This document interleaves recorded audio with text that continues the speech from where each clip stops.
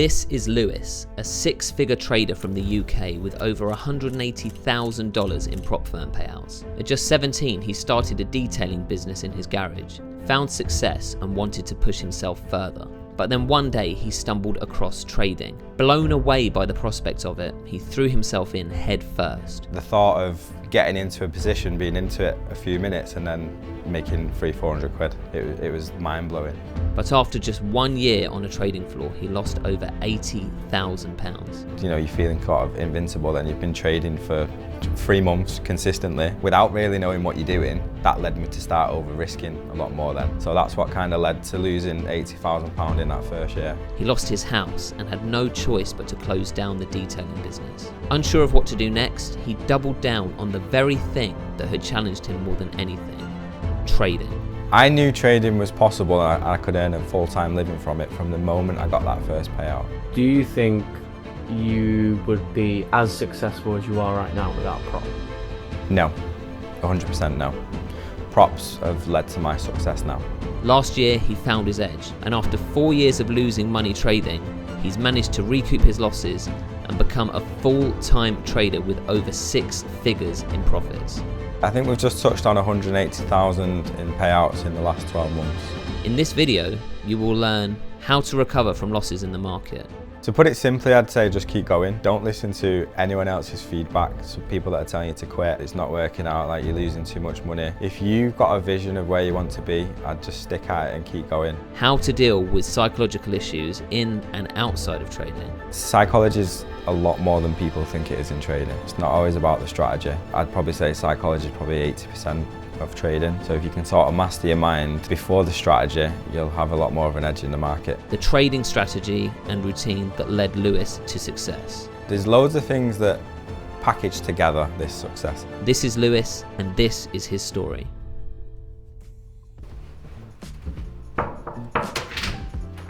Hello. The man himself. Okay. Very well.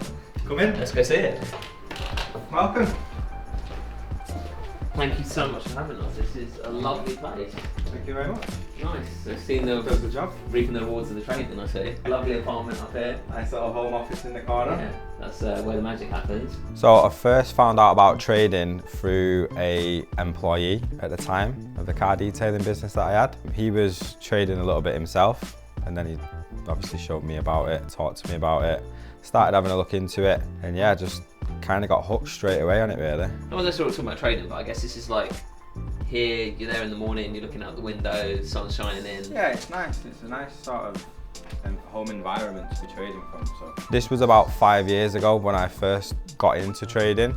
I didn't really see too much on social media about it back then, but obviously my target audience on social media wasn't about trading back then. And then the more I got into it, then I started seeing these ads pop up, especially like the past year evaluations, past year funded account stuff, all these sort of targeted ads. pre-session, I always like to have a gauge of the charts, try and establish a bit of a direction for the day, and sort of just plan out my session for when it comes to trading. You are sort of living the dream, really. I know you probably think, well, it's just my normal life, and you've got other dreams you want to achieve and other aspirations. But I think there's a lot of people out there that maybe they're just starting out, they haven't got their own place, they're not successful trading, they haven't got a successful business. And you're in a position now where, you're your own boss, you're a successful trader, you've made, we say, 180k in payouts. Yeah. So, you've sort of, I'm not saying made it, because we've never truly made it, right? Well, that's it. But It depends on the person. It depends on what they want. Obviously I still compare myself to others on social media, but so everyone's got different dreams, but I have a very sort of relaxed and chilled out life, yeah. First couple of months was great. I actually got off to a kind of beginner's luck. So obviously prop firms, I didn't really go into prop firms back then. So I was just trading live capital. Generic stuff, what everyone starts with, put 500 quid into an account, trade it a little bit, but I actually did very well from the start. So then that's obviously what led me on to go into it a bit more. So the first one is my partner's watch that I bought for her Okay. for her 30th birthday. She will probably be wearing it, so we'll show you that when we go to the office. Okay. Yeah. So that's just an empty box. Okay, nice. That's hers. So she's at work at the moment? Yeah, she's at work, but we'll go in because Okay. her work's in the same place as mine. Yeah, in the salon. She's wearing a Rolex to work, guys. This is living the dream. Yes, this is the Hulk. This was a dream watch from when I was a child. Bought it with prop firm payouts. Incredible. And 14 grand that was, because you can't buy them new anymore. gone for the green, like the Alpha Futures logo. So I always get a bit of good luck trading Alpha with that one. So for me, obviously I had a car detailing business for 10 years, and at that point it was financially stable. Business was going well, we had staff there, stuff like that. So I had the time to sort of look into trading and go into it, because I didn't really need to work full time at the business I had because I had staff there. So yeah, I was financially stable. Then I was not financially stable after the first year I got into trading. So the trading floor come a couple of years into my sort of journey. So I'd started it on my own at the start with no real guidance, no real strategy, kind of just buying and selling wherever. Losing a bit of money, making quite a bit of money, but I wasn't really sure on why trades was winning and losing. I couldn't work on the business that I had within that year as well. So it was kind of like I wasn't really making a great deal from trading, and then I was stepping away from the business as well. So it was like a double hit, so to speak.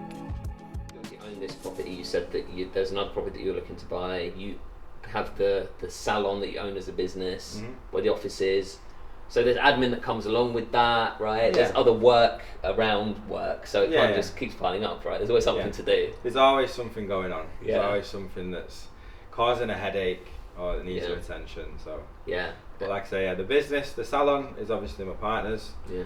My office is located there as well, so we should go and take a quick look at that. I'd love to see it, man. Yeah, see where all the trading work happens. And we're coming into my trading session as well, so we better get Hopefully catch a trade, man. Brilliant. At the very start, things was going well. I was making quite a bit of money, but small amounts, you know, 500 quid here, £1,000 there, stuff like that. And then I managed to build an account up to around £25,000 from about 500 quid. And this was over the course of a couple of months. Obviously what that does to you, you're feeling euphoric, you know, you're feeling sort of invincible, and you've been trading for 3 months consistently without really knowing what you're doing, and you're making money. So that led me to start over risking a lot more then. Then that 20 grand quickly dispersed, and then it was back to square one. And then it was just a case of investing more in, and then I was burning through accounts trying to get back up to where I was. So that's what kind of led to losing £80,000 in that first year.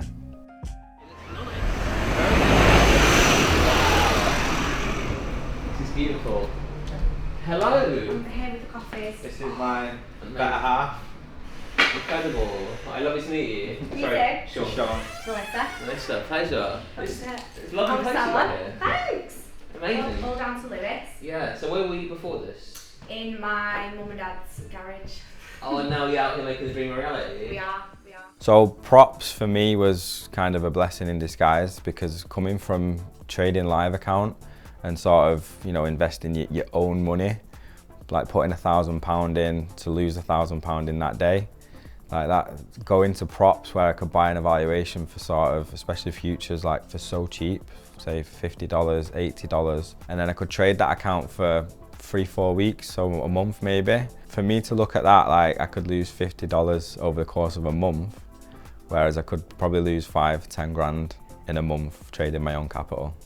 So they sort of showed me the way in trading. I wouldn't be where I am today if I didn't find props. It's such a low entry price to get into trading. Like I say, you can buy an evaluation for $80, something like that, a starter account, maybe even less these days. So to be able to get into trading for so low and to trade with the capital that they can offer, I'd probably say that's worth its weight in gold. Would you say it's a no-brainer? Yeah, 100%. It's 100% no-brainer. Amazing. But we don't really need, it's not massive, but we don't really need much space in terms of, just need a desk. The appeal of trading to an extent is, people say, oh, but great, just work from home, work from a beach, work from wherever. Like, It's unrealistic. You get to a point where it kind of numbs your brain. Like for me especially, like I've experienced it firsthand. Like I used to work from home full time. There was no switch off point. I was literally working all hours of the day because the markets are open 23 hours a day anyway. Yeah. It's not this idea of, oh, I don't want to have a job. Yeah. You know, I don't want to be in an office. Yeah. When there's actually a lot of benefit to having an office environment, right? Yeah, To actually having a separate space where you can designate that and say, okay, that's where the work happens. Being from the UK, I always like to try and trade with UK firms for one. Alpha are the leading UK prop firm in my eyes. They're the biggest, they've been about for quite a while. You get a good amount of balance between sort of rules and freedom within your trading. I knew trading was possible and I could earn a full-time living from it from the moment I got that first payout. Do you think you would be as successful as you are right now without a prop? No, 100% no. Props have led to my success now. So you trade gold mostly on US 100 mostly, or NQ? Gold and NQ specifically for me. Sometimes I will trade, obviously not when I'm doing futures, but especially the CFD firms, I will trade GJ, Nice. Euro USD and GBP USD, but nothing really more than that. Yeah. Mainly just gold. You are someone though who you're not desperate to be in the market all the time. You seem to be fairly patient. If you look at the chart and you say not really sure, then you can just wait until you're sure. If it's not simple as that. If it's not clear, why am I going to risk? Because sort of the capital that I trade now, various prop accounts on trade copiers. Like I'm not just trading a 50k valuation or a funded account here. We're talking sort of 7 figures in funding. So if I'm not entirely sure on a direction, why would I want to put that much risk on the table? So I started off trading CFDs and I just kept seeing futures pop up and everywhere. And I was like, I need to try. Why is everyone going to this? Like, what's so good about it? It seemed complicated at first, but then when I looked into it, I was like, it's just the same as CFD trading, but it's just called different names. There's different terminologies in there. Like I trade gold mainly, and it's called GC, but it's exactly the same. The price action's the same. And another thing that led me to trading futures was the price difference. You can get a 150k evaluation for $150. You can pass evaluations in 1 day or 2 days at most. They've only got a 1-phase evaluation, and I feel like it's really restricted my trading hours trading futures because you can't hold trades overnight or over the weekend. It only really, trading NQ especially, it only really takes off in the New York session, so I can put restrictions in my trading hours. So like I said, now I only really trade for an hour or two a day. That's because I've now switched to futures. When I was trading CFDs, I was checking my phone at when I woke up, throughout the day, at night time, through Asia session. Like trading futures has put a lot more restrictions in my trading. The headline is $180,000 in payouts, but what does that number actually mean to you based on the journey that you've been on? I think we've just touched on 180,000 in payouts in the last 12 months. And what would you say done one factor that's led to that? Passion and you know, having a proven system that works. There's loads of things that package together this success. It's not just, you know, a trading strategy. Daily routine, understanding risk management, understanding money management, especially, you know, what do you do with your prop firm payouts? So I feel like dividing them up when you get a payout as well, that can really help you. Trading strategy, getting your emotions in check, psychology, it all packages together this sort of success. It's not just one thing has led to that, if that makes sense. Be able to extract that amount of money from the markets within, you know, under a year or around a year's time. It feels surreal to say it, but obviously that's only speaking about it now because I'm focused on where I'm going to be going next with it. Do you know what I mean? Obviously, $250,000 is obviously a target in mind for me. On a day where you don't have any trades, what do you do for the rest of the day? Like, what would be your plan? Still switch off. I'm not going to sit here all day just to try and find a trade or try and force a trade.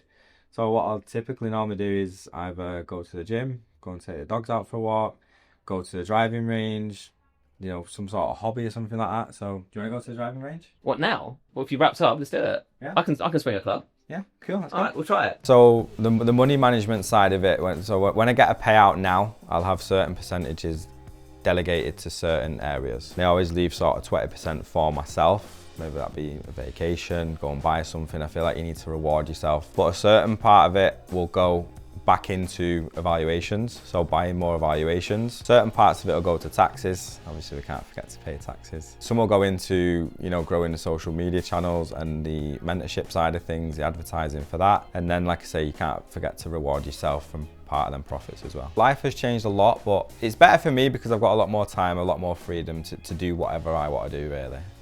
So, how important do you think it is to do stuff like this away from the charts and take some time away from it all?